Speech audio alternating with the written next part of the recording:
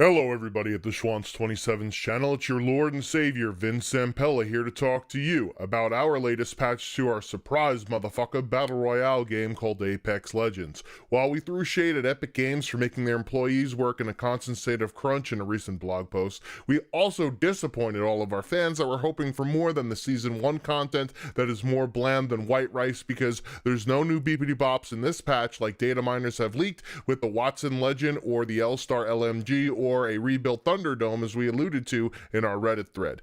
You'll just have to wait until either June 4th, according to the PlayStation event calendar, or June 18th if you go by the Battle Pass timer for Season 2, but it's at least a better cadence than some other EA FPS titles at delivering new shit. Anyways, for this patch, we basically addressed all of the things we said we were going to tackle in that aforementioned blog post. First up is audio, as not everybody has a sexy, booming voice like myself, so we had to improve the audio engine for you betas out there, so that this way there wasn't a stuttering distortion like playing Hitchcock's Vertigo through a megaphone. Enemy footsteps are also louder in close proximity, and the priority is higher, such that people won't be able to sneak up on you like a creepy Joe Biden.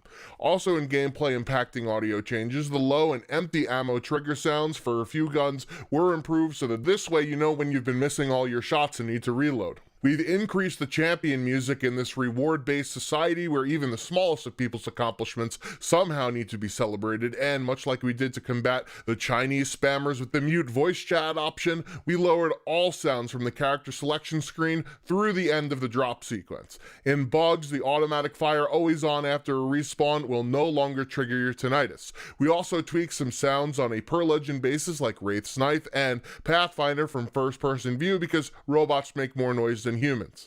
We've also done some hit detection improvements, so this way you can get even more mad when your randoms can't kill players that are definitely one shot. Since we know all of you out there watch Battle Nonsense, we added some more networking indicators in the upper right part of the screen to shame you for your terabad internet speeds because you somehow think gaming on Wi-Fi is somewhat acceptable.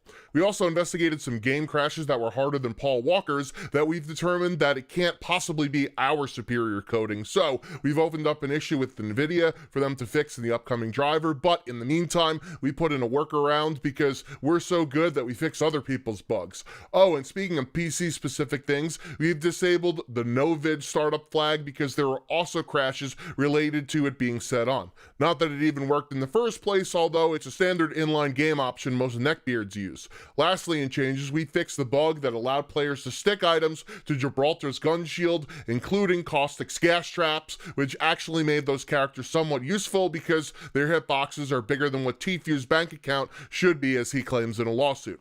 Also about those two legends, they were both given a fortified passive ability to counter their bigger size in the last patch. However, there was a bug whereby the legends would take damage to their health, even with some shield remaining, because the 10% reduction was being calculated incorrectly, since math isn't our strong suit here at Respawn apparently. Even though this was found on the day that last patch came out slightly more than 1 month ago, it hasn't been fixed until now because of our update cadence philosophy to put only in lasting and meaningful fixes that are thoroughly tested. Well, of course, except for that one, which, if it was well tested after all, something this game-breaking wouldn't have made it through our QA process.